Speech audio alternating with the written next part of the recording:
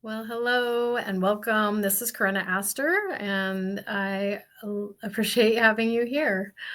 I am going to be sharing with you today, as always, from the Chinese astrology and the Sidereal astrology point of view. So just remember with the Sidereal, that is not the same as Western, so the placements will be different. So yeah, let's just dive into the Chinese astrology.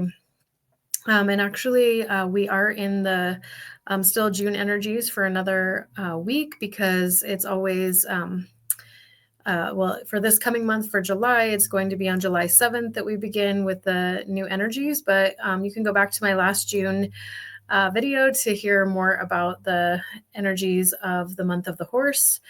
And I'm going to talk about the month of July, beginning July 7th, and those energies that are coming in with the Chinese astrology. It's going to be a yin water goat month. And so I'm very excited about this energy. It's going to be very compatible with the year. Water feeds wood. It's a yin wood snake year.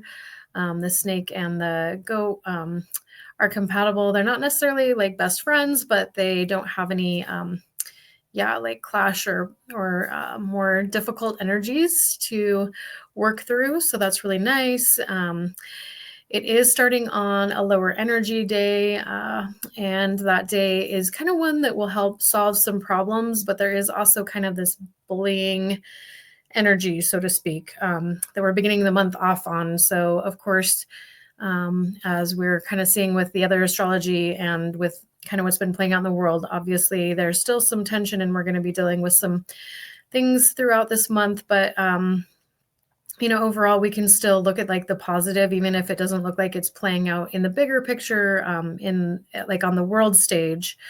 All of the things that we do build up. And so, like when we are looking at our astrology, a lot of times we can, if we're looking at things that we're predicting out into the future, it's what we do in the following months, the things that lead up to it. And so I just believe there's a lot of the work that we're all doing. I know that my audience, you guys are all light workers, you are star seeds, you are people that are definitely healers or intuitives, all and or some of those that I just spoke of. So I know that you're doing the work, and we're sometimes doing more of the work at times in our life, and other times we're kind of in the thick of it, right? So I just appreciate what you're doing, and I'm excited to share the new moon energies with the sidereal point of view. As I mentioned in my last recording, I am on a new platform, trying not to support the old Zoom platform. I don't agree with that company. So this one, however, does not allow me to see my face and you can't see my face and the screen share at the same time. So I'm still kind of deciding and learning with this program if this one is for me, but in the meantime, I'll be kind of flipping back and forth probably a little bit here. I know a lot of people just listen along, but for those of you that like to actually see the chart, it's kind of nice. And then also, like last time I misspoke, but you could see what I was doing if you were following along and knew that I meant Neptune when I said Uranus. And anyway, so I am going to go ahead and, share my screen. And so we are a couple of days past the new moon, but we're still having very similar energies to the new moon. So I'm starting here on June 27th. That is the day that I am filming this. So welcome wherever you are in the world and whatever time you are listening in. I know it's always perfect timing. And I am actually going to go ahead and just back it up a couple of days, but it's very similar energies for today as yesterday and the day before. So it's just kind of nice for us to sink in with that new energy, that new moon energy, to kind of know, okay, where was this seed planting beginning? So this is that dark moon phase, and we might have only had like an inkling of knowing kind of where things are heading for the next couple weeks, and or where our intentions are. And so I was also leading a new moon ceremony or circle on the new moon, and we did talk about the astrology. So then we were kind of able to, and we did an active listening activity as well. So that was able to help us. Sorry, I have to sneeze. Or not. I don't know. Sorry. Okay, I guess I lost it. Okay. I'm going to blow my nose. So one moment. Thank you.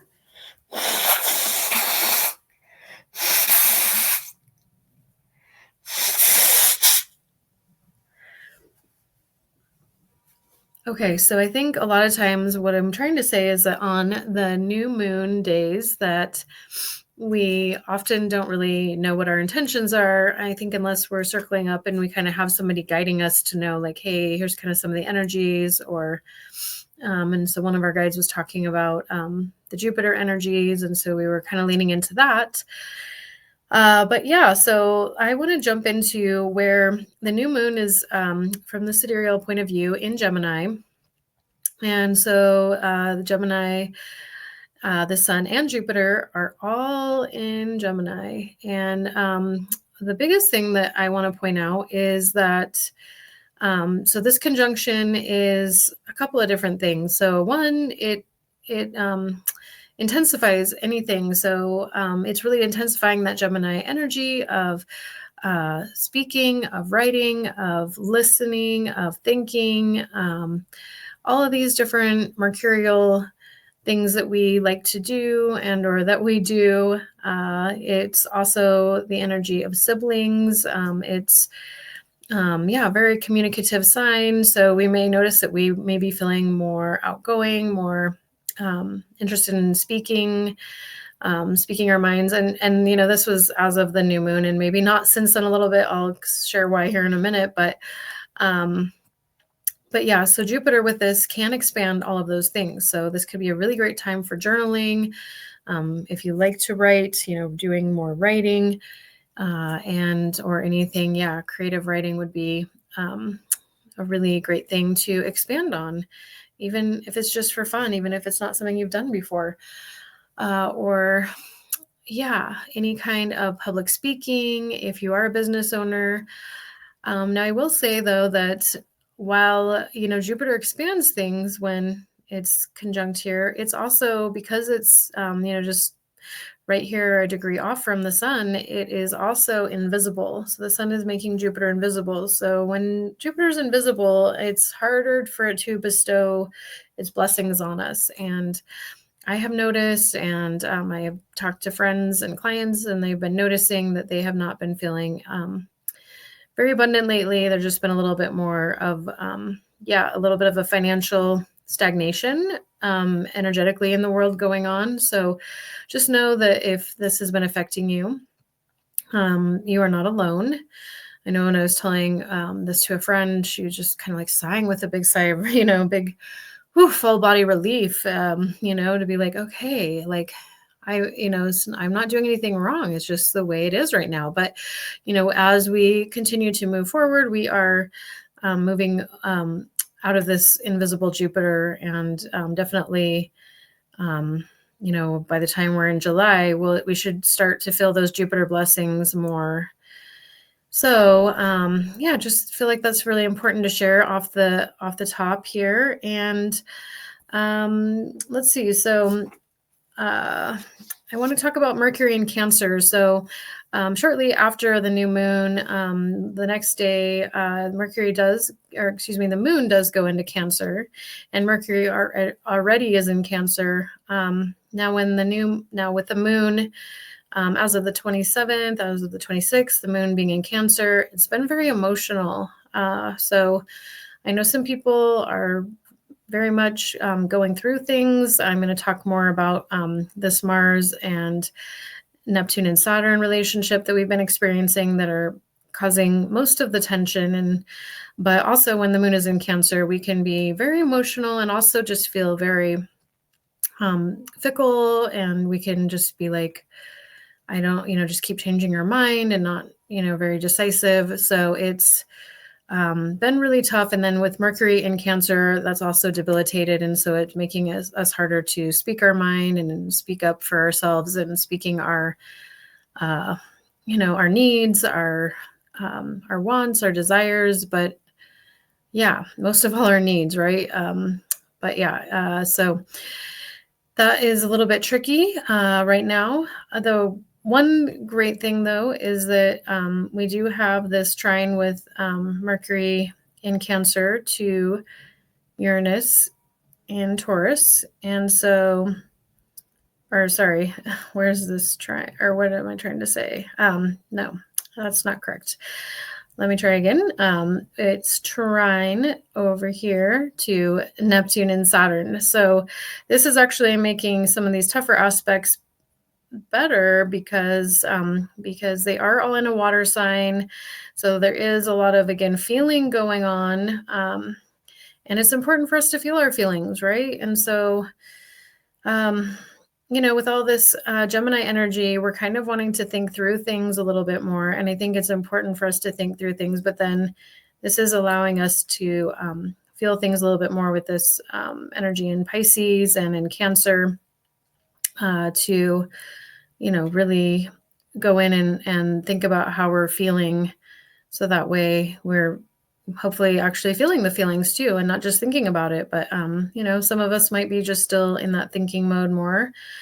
Either way is okay. Of course, sometimes one is needed more than the other. And it's a process, right? So, but yeah, that is really beautiful energy with Mercury trining this conjunction of Neptune and Saturn. So that way we can speak more compassionately. We can think more compassionately with that trine to Neptune. We can also speak and think more practically. And so those are all very positive. So that's going to help us with problem solving, with, our mindset, with just kind of righting any wrongs, I guess, too, maybe I could say. And the other thing I want to talk about is Chiron. And so Chiron is in Aries, and this is a little bit tough because Chiron, the wounded healer, it is going to bring up these different woundings, and when it's in Aries, things can come up more quickly or aggressively, and so to speak. And it is a square to Mercury in Cancer. So that is creating some difficulty where we are having some old wounds being triggered. And so again, that can be why we are thinking and feeling those things so much. And in this watery sign of Cancer that does like to feel its feelings, that is able to get in touch with its emotions, that really, is able to be very emotional. So that's the beauty of Cancer, that it can express that. And, but, so some things that could benefit your healing journey with a square to Chiron could be something that's a little bit more aggressive and cutting with this being in Aries. And so I don't know exactly what that might look like for you, but one thing that comes to mind is acupuncture. That is a Mars activity, or healing modality rather. So that could be something you could do. I actually just cut my finger right before I made this video. So this kind of reminded me of the cutting energy. And then, I know somebody was doing, anyway, there could be some kind of more aggressive, like plant medicines that you could do or something like that, that could be a possibility. But yeah, like surgeries, if that was happening right now, they could be very successful with this Chiron in Aries. But I would say, this is kind of more about like our old wounds from the past. And so I would almost say like something that's going to be performing psychic surgery in an aggressive way. So yeah, that's making me think more along the plant medicine side of things, or in that vein. So, and that could still look like some kind of therapy, a regular healing, therapist. Trying trying to think what else, but yeah, it could just be very triggering and kind of coming up really fast, whatever that is. So just being really gentle because this Chiron is also square to Pluto. So just being really gentle with yourself because this is a very transformative time. It is definitely painful. I've spoke to some people that are just like, having some revelations, but yeah, it's painful to go through that. Luckily we can in the near future look back and feel better about it, but at the time, it's quite uncomfortable, as we all know from these growing pains. And so, yeah, let's see, Jupiter, this big benevolent energy that again is a little bit invisible right now. So this isn't as strong or exciting as I would like it to be, but it is trying to Black Moon Lilith, which is also allowing the strengthening of this ability for us to look into our shadows and to really kind of want to free this wild side of ourselves. So I love that energy. Of course, yeah, we may not be feeling this so much quite yet, but it could be just kind of stewing under the surface with that invisible Jupiter.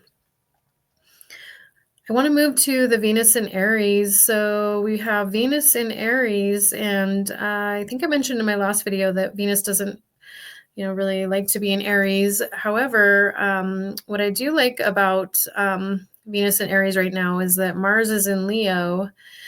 And so Mars and Venus are doing this kind of a dance of, there's a couple names for it, but I'll call it mutual reception, where they're exchanging signs. Well, not exactly, but not an exact mutual reception, but Mars, because Venus doesn't rule Leo, but I will say that, Mars and Venus it's not as difficult of a relationship because Mars is ruled by, or Aries is ruled by Mars, or Mars is ruled by Aries. Sorry, my brain is starting to die apparently.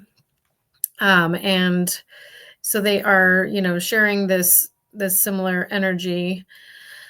And Mars actually really likes to be in Leo, so this is really great. But let me finish talking about, with Mars, with Venus being here, is actually only here for another day. So I don't need to talk about this much longer, luckily, because it has been, as I've said before, not in the best sign for romance and for relationships, but it is moving into Taurus, actually. I believe that's on the 29th. Yes, so in 2 days on the 29th, maybe already when you're listening to this, Venus will be in Taurus, which is its home sign, and is going to be very happy, and that's going to be a really beautiful energy for bringing in relationships.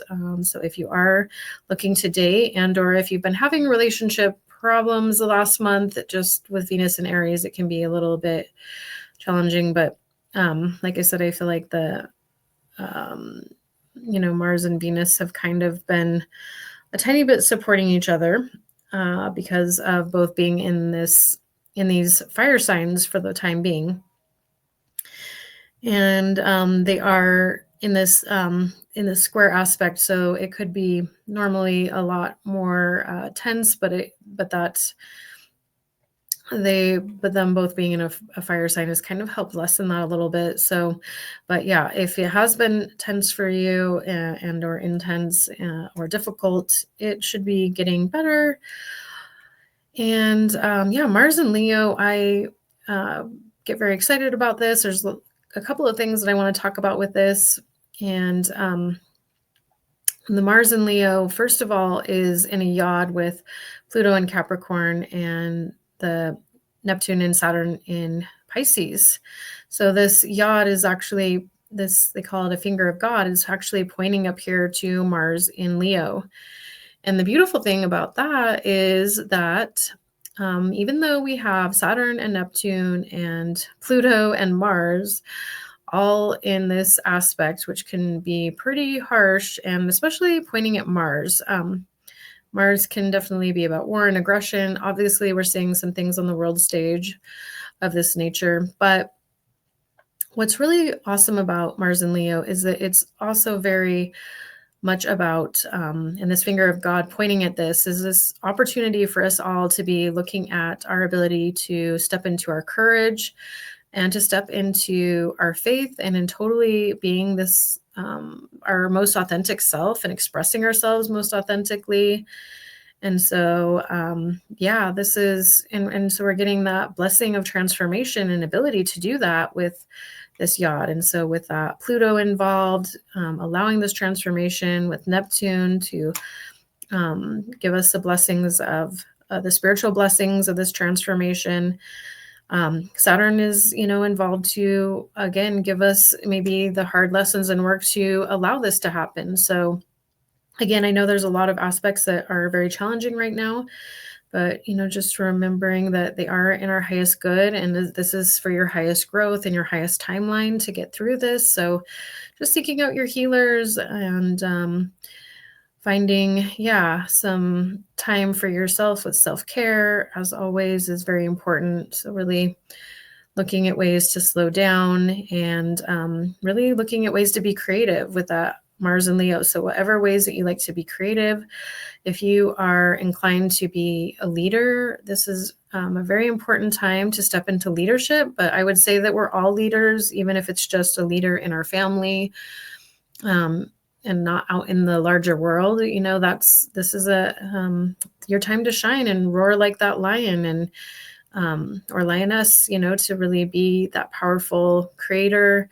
to go out and be an example of light and love in the world in the best ways that you know how to, possibly, the best possible ways that you know how to, with your great authentic self, which is going to be different from everybody else. So just be you.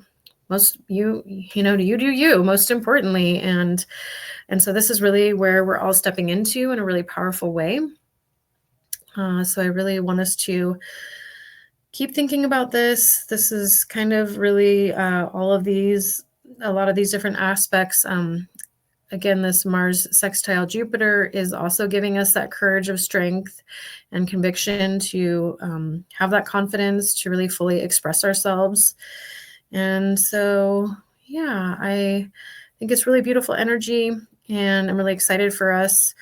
I'm excited for the month of July. We have a couple of things that, again, will have more beautiful energy from Jupiter. We'll have more beautiful energy from Venus coming up here, the two benefics. So that's going to be wonderful. So, there are some tough aspects in July, but there are better aspects than June has had. So that we have to look forward to. We will be having a Neptune and Saturn both going retrograde in July. So that first one is not too far away. Neptune will be going retrograde on July 4th. So that's just in another week from today. So we are starting to feel the stationing of this planet. So when it stations, it intensifies. So Neptune stationing is just going to help bestow more blessings of just powerful spiritual abilities. So just us tapping into our love, our compassion, our knowing of oneness. So doing those spiritual practices of meditation, yoga, whatever it is that you do that is what your spirit calls to, that helps you to align. Being in nature, of course, helps us align, I think, more than anything usually. So definitely keep getting out there and doing that with all these aspects. And Neptune is just going to keep, giving us lots of blessings with this intensification. As it goes retrograde a week later, or a little over a week later, on July 13th, we'll have Saturn also go retrograde. They're both, going retrograde in Pisces. So that will be nice with Saturn going retrograde because, it is the planet of hard work and tough lessons. And with it conjunct Neptune and square Mars, we have really been having, just so many difficulties for a while now. that, or it was square Mars for a while back. Sorry, now it's square Jupiter and the sun and the moon. But yeah, so we have just been definitely, experiencing a lot with our karmic hard lessons from Saturn. So we'll get a little bit of a reprieve with Saturn going retrograde. So that'll be really lovely. So again, we have some things to look forward to. It will intensify a little bit though as it goes into stationing before it goes retrograde. So just know that, we may just be having to work through some karmic repercussions of earlier life, of past lives. We don't always know. So again, just leaning into the writing and journaling and talking therapies and somatic therapies, anything with any kind of body work would be lovely, or yoga, or whatever feels good and speaks to you. We'll all be very supportive for this month and into through July. And so I am really excited to share this with you. I am really confused. That's interesting. I think you were seeing me at the same time. So let me know. I guess in my last recording, it didn't look like that. I'll be curious when I look at this. But yeah, please let me know how the energies have been for you. It's really helpful when you share below how this has been affecting you. Just a quick hello from where you are in the world too. I am located in Boise, Idaho, so we're in Mountain Time. So just know that all the placements are for Mountain Time as of the 27th of June. So, I kind of backed up to the 25th of June here, but energies are pretty similar, other than that we now have that moon in Cancer, as I had mentioned. So I hope you're all doing really well. And if you want to get a Chinese astrology reading for me, I love to do those. I love to do empowerment and health coaching and astrology. I can do a combination of all of those. And so reach out, and I'll have links below for more information about my services. And I hope you have a beautiful weekend, and look forward to hearing from you and seeing you again real soon. Thank you for now.